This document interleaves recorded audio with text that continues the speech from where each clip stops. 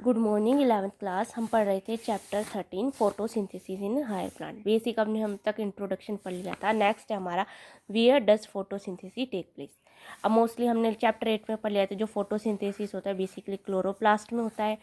Chloroplast में basically mesophyll cells होते हैं और ये डिवाइड होता है 2 पार्ट्स में, स्ट्रोमा और ग्रेना में। तो देखिए क्या लिखा है, within the chloroplast there is a membranous system consisting of grana, stroma lamellae and the fluid stroma present होता है। यानी कि ये ग्रेना होती है, ये स्ट्रोमा, ये लाइन जो होती है ये स्ट्रोमा लैमेली होती है और जो फ्लूइड होता है वो स्ट्रोमा का फ्लूइड होता है। ठीक है, तो ये क्या कहता है कि there is a clear division होती है क्लोरोप्लास्ट में जो हमको यहाँ दिख रही है। मेम्ब्रेन सिस्टम इज रिस्पॉन्सिबल होता है trapping the light energy and also for the synthesis of ATP and NADP. यानी कि जो ये सिस्टम होता है ये ट्रैप करता है एनर्जी को और फिर इसको सिंथेसाइज करके एटीपी और एनएडीपीएच की क्या करता है, फॉर्मेशन करता है। जो स्ट्रोमा है उसके अंदर आपकी क्या देखिए एंजाइमेटिक रिएक्शन होगी, incorporate CO2 into the plant leading to the, वो क्या करेगा, सिंथेसाइज करेगा शुगर को और उसको किस में कन्वर्ट कर देगा, स्टार्च में।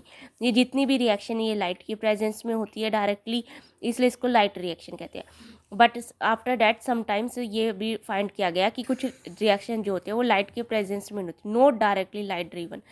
ठीक है, डायरेक्ट लाइट के प्रेजेंस में नहीं होती, तो वो इंडिपेंडेंट होती है लाइट के लिए, इसलिए इनको क्या बोलते हैं, डार्क रिएक्शंस बोलते हैं। नेक्स्ट है आपका how many pigments are involve in photosynthesis. यानी कि फोटोसिंथेसिस में कौन कौन से पिगमेंट्स अवेलेबल होते हैं। बेसिकली अगर आप पिगमेंट्स की बात करें तो कोई सिंगल पिगमेंट प्रेजेंट नहीं होता, उसमें बहुत सारे पिगमेंट्स प्रेजेंट होते हैं, जैसे कि क्लोरोफिल ए, ब्राइट और ब्लू ग्रीन इन क्रोमेटोग्राम होता है, क्लोरोफिल भी ये येलो ग्रीन कलर का होता है, xanthophylls yellow and carotenoids yellow to yellow orange colour का होता है।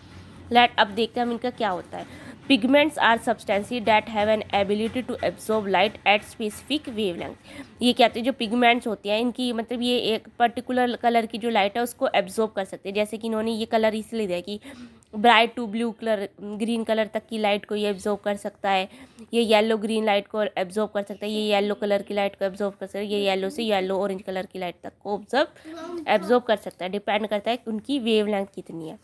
ठीक है, let us study the graph showing the ability to chlorophyll a pigment absorb light of different wavelength। अब ये देखो आपने इसने आपको एक ग्राफ दिया है। फर्स्ट ग्राफ है graph A, absorbance of light by chloroplast pigments. ठीक है, तो इसमें आपको 3 ग्राफ दे, देखो क्लोरोफिल ए, ठीक है, ये जो ब्लू कलर का है क्लोरोफिल ए का है, फिर ये डार्क ग्रीन कलर का है क्लोरोफिल बी का, और फिर ये कैरोटीनोइड्स का है क्लोरोफिल येलो कलर का। तो ये देखो अलग अलग वेवलेंथ आपको देखने को मिलेंगी। इसको सबसे नीचे से कंक्लूड करो 6 वाले से। देखो 400 की लाइन थी, फिर 500 की वेवलेंथ थी, 600 की थी और 700 की थी। तो आपको देखो मैक्सिमम पीक आपको जो है ए की कहाँ मिलती है, 400 से 500 अप्रोक्सीमेट अगर लगाए तो 430 के आसपास आपको ये मिलेगी। ठीक है, और दूसरी पीक कहाँ मिल रही है आपको, 600 से 700 नैनो वेवलेंथ के अंदर मिल रही है। ठीक है, और अगर क्लोरोफिल बी की बात करें तो ये आपको मैक्सिमम 450 के पर आपको पीक मिलेगी, और दूसरी लोएस्ट पीक कहाँ मिल रही है, 600 से 700 पे। अगर येलो कैरोटीनोइड्स के बोले तो वे आपको सिर्फ 400 से 500 के बीच में वेवलेंथ में ही आपको लाइट एब्जॉर्ब करेंगे, इसके आगे वो लाइट एब्जॉर्ब नहीं करती। ठीक है, तो उसी तरीके से नेक्स्ट पैराग्राफ में आपको क्या देगा, रेट ऑफ फोटोसिंथेसिस, यानी कि ऑक्सीजन रिलीज किस तरीके से होती है। तो ऑक्सीजन भी जो सबसे ज़्यादा 400 से 500 नैनोमीटर की वेवलेंथ में, और उसके बाद 600 से 700 नैनो वेवलेंथ में क्या होगी, ऑक्सीजन सबसे ज़्यादा मैक्सिमम क्या रिलीज हो रही है। फिर इन दोनों को इकट्ठा करके दिखाया हुआ है, इतनी लाइट एब्जॉर्ब हुई और इतना फोटोसिंथेसिस हुआ। तो इससे हमें पता चला कि जो मैक्सिमम प्लांट है, मोस्टली प्लांट है 2 टाइप्स की वेवलेंथ के लिए रिस्पॉन्सिबल होते हैं, 400 से 500 के बीच की और 600 से 700 के बीच की। यानी कि इन दोनों फोटो लाइट वेवलेंथ की लाइट के लिए वो फोटोसिंथेसिस करते हैं। यानी कि इन दोनों में से जोन सी भी वेवलेंथ की लाइट उनको मिलेगी तो वो फोटोसिंथेसिस का प्रोसेस करेंगे। ठीक है, तो ऑफ कोर्स आपको विबग्योर पता ही है ये कहता है। अब उसने सेकंड के बारे में बताया, ये थर्ड के बारे में, ये these graph together show that the most of photosynthesis take place in the blue and red region of the spectrum. ठीक है, तो जो 400 से 500 आपका रेड कलर का हो गया, 600 700 ब्लू कलर का हो गया। उसमें आपको सबसे ज़्यादा स्पेक्ट्रम मिलेगा।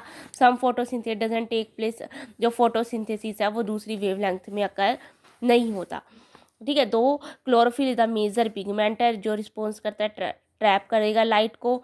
Other thylakoid pigments like chlorophyll भी, जेंथोफिल, कैरोटिनोइड्स भी है जो which are called the accessory pigments भी इनको बोलते हैं। वे भी क्या करते हैं, लाइट को एब्जॉर्ब करते हैं, ट्रांसफ़र करते हैं एनर्जी को क्लोरोफिल ए को, यानी कि ये सभी एब्जॉर्ब करेंगे फिर ए को ट्रांसफ़र करेंगे, और मेन काम कौन करेगा, क्लोरोफिल ए करेगा। Indeed, they not only enable a wider range of wavelength of incoming light to be utilized for photosynthesis, but also protect chlorophyll from the photo-oxidation process, यानी कि वो लाइट का जो ऑक्सीडेशन प्रोसेस होता है उससे भी इसको बचाते हैं और उसको क्या करते हैं, लाइट्स को ट्रैप करके ए को भी देते हैं। तो ये इनका मेन क्या गया, रोल हो गया, ये भी आप याद कर लेना।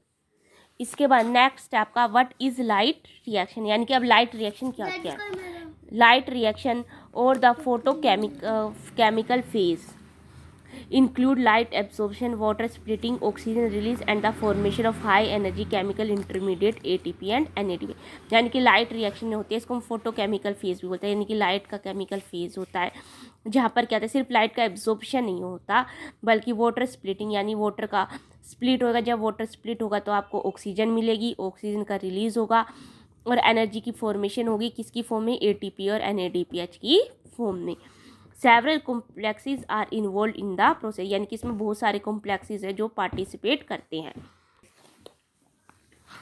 The pigments are organized into two discrete photochemical light harvesting complex within the photosystem 1 and photo। अब ये क्या कहता है कि जो पिगमेंट्स है ये आपको, क्योंकि हमने देखा 2 टाइप्स के पिगमेंट्स मिले हैं ना आपको, तो इस वजह से क्या है, फोटो सिस्टम जो है लाइट हार्वेस्टिंग कॉम्प्लेक्स जो होता है, लाइट को इकट्ठा करने का कॉम्प्लेक्स है, वो आपके दो बनेंगे, photo system 1 and photo system 2।